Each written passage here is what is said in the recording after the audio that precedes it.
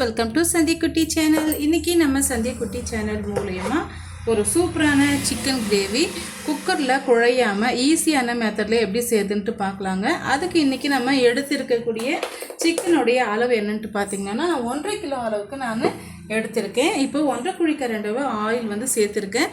Cooker நல்லா சூடுபடுத்திக்கிட்டு பிறகு வந்து ஆயில் நீங்கள் சேர்த்து விடுங்க. ஆயில் நல்லா சூடாயிட்டு வரட்டும். இப்போ ஒரு பட்டியை வந்து 2 உடைச்சி வச்சுருக்கேன், சேர்த்துக்கலாம். 3 கிராம்பு எடுத்து வச்சுருக்கேன், அதையுமே சேர்த்து விட்டுக்கலாங்க. இது கூட 2 பெரிய சைஸு வெங்காயம் வந்து ரொம்ப பொடிசாக வந்து கட் பண்ணி வச்சுருக்கேன். 2 கொத்து கருவேப்பிலை வந்து கட் பண்ணி வச்சுருக்கேங்க, சேர்த்துக்கலாம்.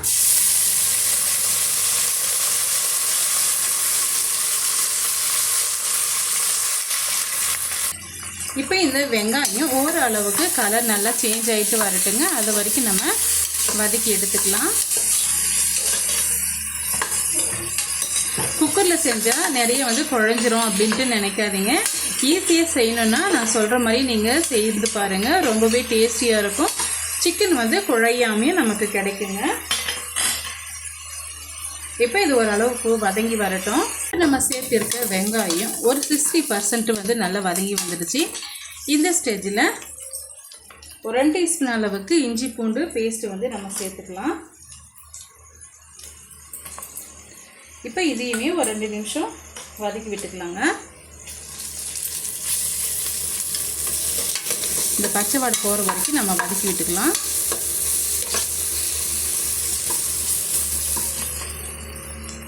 பாருங்கள், இஞ்சி பூண்டு பேஸ்ட்டும் நல்லாவே வதங்கி வந்துடுச்சு. இப்போ 2 பெரிய சைஸு தக்காளி பழம் வந்து கட் பண்ணிவிட்டு மிக்ஸி ஜாரில் சேர்த்து நல்லா கொரப்பாக அரைச்சி எடுத்துகிட்டு வந்திருக்கேன், சேர்த்துக்கலாம்.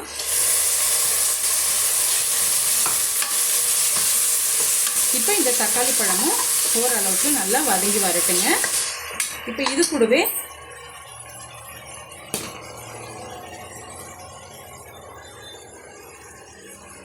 இப்போ தேவையான ஸ்பைசஸ் எல்லாம் சேர்த்துக்கலாங்க. அதுக்கு பார்த்திங்களன்னா நான் 1 டீஸ்பூன் அளவுக்கு மிளகாய் தூள் எடுத்து வச்சுருக்கேன். ஒரு 1/2 டீஸ்பூன் அளவுக்கு வெறும் மிளகாய் தூள் எடுத்து வச்சுருக்கீங்க. 1 டீஸ்பூன் அளவுக்கு கறி மசாலா, 1/2 டீஸ்பூன் அளவுக்கு கரம் மசாலா, 1 டீஸ்பூன் அளவுக்கு மல்லித்தூள் வந்து எடுத்து வச்சுருக்கேங்க. இப்போ இது எல்லாம் வந்து இதோட நம்ம சேர்த்து வதக்கி விட்டுக்கலாம். எண்ணெயோடு சேர்த்து வதக்கும் போது நல்ல ஒரு கலர்ஃபுல்லான கிரேவி வந்து நமக்கு கிடைக்குங்க.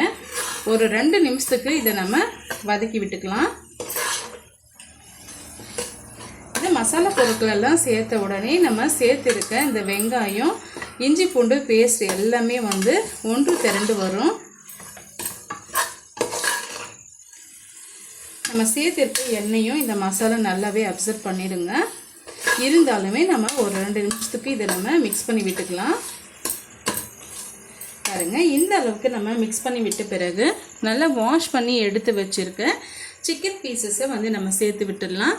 மஞ்சத்தூள் போட்டு நல்லா வந்து மிக்ஸ் பண்ணி வச்சுருக்கேன், சேர்த்து விட்டுக்கலாங்க.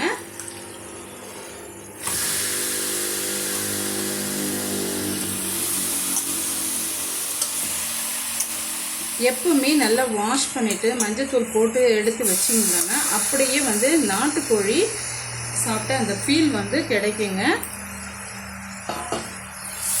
இப்போ மீடியமான ஹீட்டில் வச்சு இது ஒரு 5 நிமிஷம் நம்ம மிக்ஸ் பண்ணி விட்டுக்கலாம்.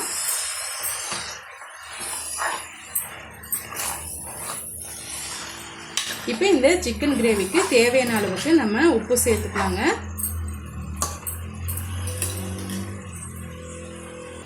ஒரு 1/2 டீஸ்பூன் அளவுக்கு நான் கல் உப்பு நான் சேர்த்துக்கிறேன். இன்றைக்கி நம்ம கொஞ்சம் கிரேவியை தான் செய்ய போகிறேங்க. அதுக்கு தகுந்தாற் போல் நீங்கள் உப்பு வந்து ஆட் பண்ணிக்கோங்க. உப்பு சேர்த்துட்ட பிறகு ஒரு 5 நிமிஷம் இது போல் நம்ம மிக்ஸ் பண்ணி விட்டுக்கலாம். இடையிடையவும் இது போல் நீங்கள் கிளறியும் கொடுத்துக்கணும், இல்லைன்னா வந்து நம்ம சேர்த்துருக்க மசாலா வந்து அடிப்பிடிச்சிடுங்க. இப்போ ஒரு 5 நிமிஷம் கழித்து நம்ம பார்க்கலாம். இந்த சிக்கன்லேருந்தே தண்ணி வந்து பிரிஞ்சு வரும். அதுக்குள்ளார இதுக்கு ஒரு பேஸ்ட் வந்து நம்ம ரெடி பண்ணணுங்க. அது என்னன்ட்டு நான் சொல்கிறேன். ஒரு அரை மூடியை விட கொஞ்சம் குறைவாக வந்து தேங்காய் பீஸ் வந்து எடுத்து வச்சுருக்கேன், கட் பண்ணி வச்சுருக்கேங்க.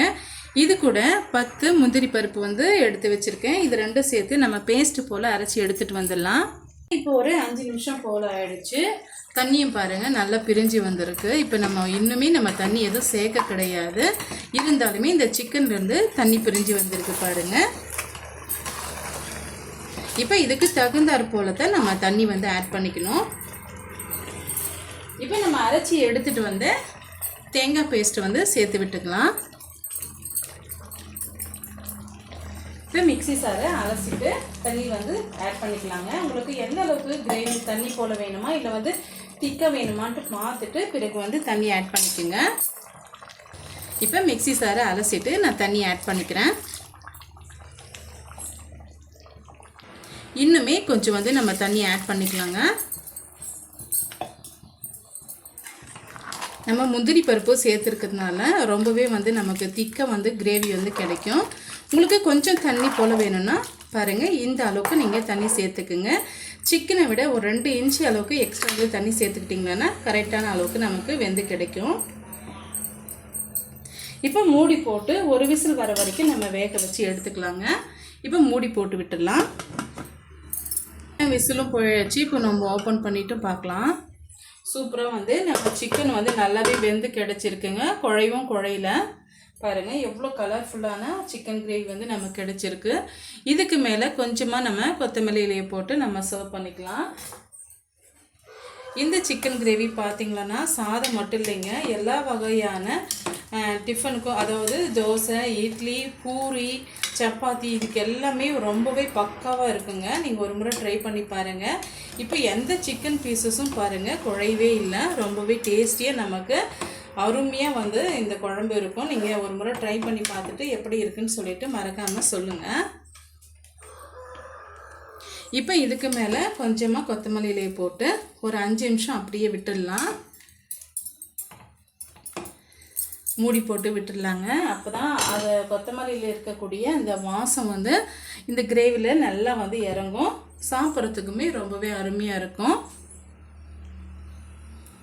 டேஸ்டியான இந்த சிக்கன் கிரேவி உங்களுக்கு கண்டிப்பாக பிடிக்கும்னு நினைக்கிறேன். பிடிச்சிருந்தால் மறக்காமல் சந்தியக்குட்டி சேனலுக்கு சப்ஸ்கிரைப் பண்ணுங்கள், லைக் பண்ணுங்கள், ஃப்ரெண்ட்ஸ் அண்ட் ஃபேமிலியோட நிறைய ஷேர் பண்ணுங்கள். தேங்க்யூ ஃபார் வாட்சிங்.